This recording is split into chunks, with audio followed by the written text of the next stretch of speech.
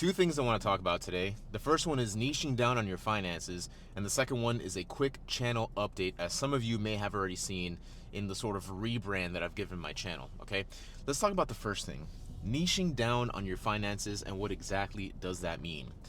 This is going to go a little bit hand in hand with the second point I'm going to talk about, which is niching down on my channel content, but we'll save that for later. Niching down on your finances sounds exactly like what it's saying. Okay, I want you to focus on one area of your life where you feel that you are the most passionate about and focus just on that one thing.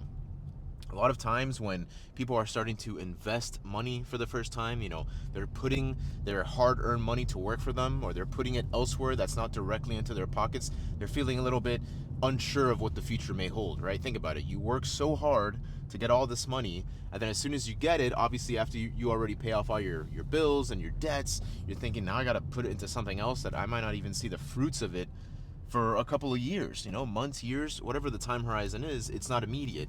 It's a little bit of delayed gratification, okay? I want you to focus on one area of your life. So maybe it's saving money for a house, maybe it's saving money for a new car, maybe you're very interested in clothing, or maybe you're very interested in vacation. Okay, I want you to pick one of those areas and just focus on that whenever it is that you're thinking about investing money in, okay? Because oftentimes, if you're thinking about too many different things in too many different areas, like, oh, I gotta save for the house, I gotta save for clothes, I gotta save for the trip, I gotta save for the car, you're not gonna be very proficient in just learning how to invest. It's also gonna be very hard for you to find the motivation to invest at all if you don't have a very clear goal. I think it's been said that typically when you have a goal, and this kind of goes hand in hand into what I said yesterday in my video about goal setting, you need to have a very structured goal. So here's one example. In the beginning, when I first graduated from university and I started my job, I took on student debt. And at that time in my life, I was 24 years old. I just started my new career. I could have said, man, I'm young, I have all this time, I have money for the first time in my life, I can go and party, I can buy new clothes, I can go on trips with friends. It's like, it could be such an amazing time of my life, but that's not what I did.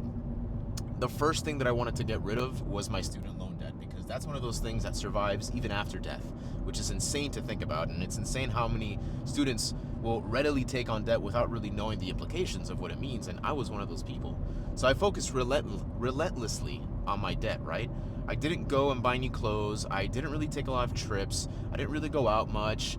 I was driving the car that I had been driving for a while, maybe like the first year into my career. I was driving this one car that I had already been driving for several years at that point, and it was an old car that was already paid for.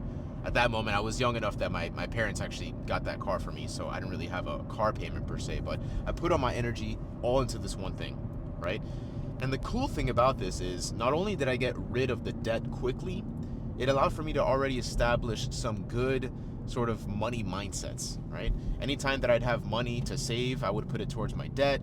Anytime I had extra income, I would put it towards my debt. And I felt that avalanche start to build up. Not the avalanche, the snowball started to build up slowly and slowly and surely. Okay, and eventually, unfortunately, and I'm so blessed to be able to say this, I was able to pay off my debt. After I paid off my debt, I did another reassessment and I decided, okay, well, maybe now it's time to buy a car, right? Because at that time the car was getting very old, and it was becoming unreliable. I mean, literally the day that I decided to buy this car that I'm driving now, this Honda Civic, which I've had for 8 years now, it was because my previous car, my Nissan Sentra, I was making a turn into an intersection and it just like almost stalled in the middle of the intersection. And I thought, okay, it's time. I think, like, I've driven this car to the ground. I think it's time to invest in a new car. Okay, and that's a key word there, invest. I'm going to get to that in a moment, but I bought this Honda Civic and I took a lease on it, which is something that I kind of wish I hadn't. I wish I just financed it right away, because my intention was never to go and get a new car every single 3 years. I just wanted to own this car and forget about it, pay it off as soon as possible, have no car payment, and just drive the same car. Let's go back to this thing about investment, right? I want you to choose something in your life that's likely to give you money back, a return on investment. You can make an argument that maybe if you buy some clothes, there is some articles of clothing or some, let's say, materialistic clothing. I don't really know how to frame that, but let's say a luxury handbag, for example, that might earn you more money in the future, but odds are, there's a high chance it might not. Try to pick things that gain value over time. That's why a lot of times you hear people talking about cars and they'll say, just buy a car in cash, buy a used car, because it's one of the biggest depreciating assets that you can put your money into. So going back to the car, I focused on the car. I had my car payments. I was paying the lease payments for, let's say, 3 years. And after 3 years of the lease payment, I thought, I don't want to get a new car. I want to pay this off. So I paid a lump sum amount. I saved money, right? Because that was my main focus. And I just paid the car off in full. And let me tell you one thing. You've probably heard that, you should pay off your mortgage really fast. Not having a mortgage payment is one of those quality of life things that will just improve the way you sleep, improve the way you feel in your home, and it's very akin to not having a car payment.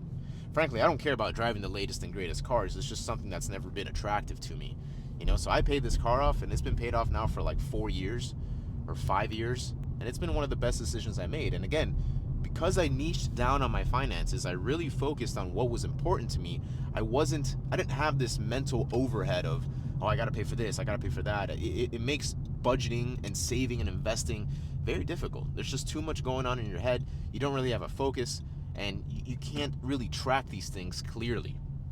So action items for the viewers today is pick one thing in your life. Like I said, there's a ton of different categories, right? You have car payments, you have clothing, you have vacations, you have houses. Is there a vacation you really want to go on?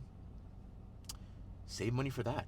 It's impressive. Like, well, maybe not impressive, but you think about daily interactions with people, right? Let me scan it here. A lot of times you might share some stories with some coworkers or friends or family, and you'll tell them, oh, I went on this vacation, or I bought myself this new car, or here's some new clothes, and they'll kind of talk to you in an almost condescending manner of like, oh wow, like you were able to do that. Wow, it must have cost a lot of money.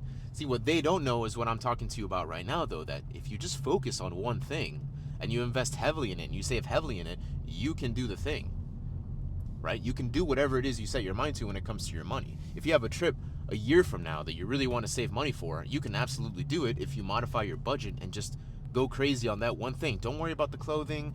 Don't worry about any other things that are sort of fluff. Don't worry about the fluff and just focus on that one thing, and then you'll have it. And the cool thing is, probably because you start focusing on these investments and these saving strategies, not only will you have money to do the thing you originally set out to do, you'll probably have money left over even, which is an amazing part of this, right? These are skills that can transfer to any other investing pillar that you're interested in. Let's say, for example, right now I'm really bullish on saving for a new home. I want to save for a new home so I can start a family. I want to try to get a house in a more safe area. Where I live now is awesome for my current commute, but I do want to raise a family in a different area, a more safe area. We'll get to that maybe in another video, how I'm doing that, how I'm approaching that. But the cool thing is, because I've been so invested in this, I have learned a lot about money along the way. Because a house is like one of the most, let's say, expensive investments that you'll ever make in your life. So if you can learn how to save money for a house, odds are you'll probably be really good at saving money for other things. So that's really what I wanted to hone in on today. Niche down on your finances and focus on picking one area of your life that you're very interested in right now. Invest the money, save the money, get really good at that, and after you're done, you'll have money for the thing that you originally set out to do, and you'll have money left over to do other things like reinvest the money. Start focusing on something else. Don't make your life so complicated and try to do everything at the same time or try to please people that don't matter. Just save money for what counts. And you'll see your money really skyrocket, because it's happened to me. I did it through my student loan payoff, through my car payoffs. All those things wouldn't have been possible unless I niched down and said, this is what I'm going to focus on, because I know it will bring me the greatest satisfaction and the best return on investment. So that's today's message. Niche down on your finances. The second thing is a quick channel update. So I'm going crazy right now. Crazy is like a weird word for this, but I'm making a little bit of a bold move, and I'm going to go all in onto finances. Finances are something I've always been interested, especially in the last couple of years, that I feel like I've really learned a lot just through YouTube channels, learning more through various YouTube channels, reading different books, reading different articles, and I just feel like it's something that I want to take you on this journey with me through learning. So I hope that this style of videos are very raw and authentic. It's just someone like me, a normal, regular guy, just learning about finances along the way and sharing my little tidbits with you as I learn them. This is something I'm very excited to do. It feels kind of cool that I've talked to some people about this at work or even online on places like Reddit, and people have responded very positively to what I have to say. So it helps me feel like my idea is validated and I can actually bring some useful knowledge to the table. So a lot of these videos will be things I learned on a specific day or things I've learned on in the past. Maybe I'll try to read some finance news and share those things with you. But the point is to make it relatable for the average person just trying to learn a little bit about finances so they can get to that point in their lives where they're financially free, financially independent, and they can live the life they want as free as they want without any worries. So if that's something you're interested, definitely follow me. I guess now it's weird to say, but I'll be the finance car guy. That's the name I chose for myself because all the videos will probably take place here in my car, as I've always been doing during my commute. Maybe some days I'll change, but for the most part, they'll be filmed here. So again, if that's something you're like, if you're on a finance journey, you want to learn more, if there's anything specific you'd like for me to talk about, let me know in the comments below. I'll be so happy to engage with you all, and I'm so excited to continue on my 30-day challenge. The 30-day challenge will not end. It's just going to continue here with a new frame of reference being the finance videos. So with all that being said, hope you guys stick around. Can't wait to do more of these, and I will see you all next time. Later.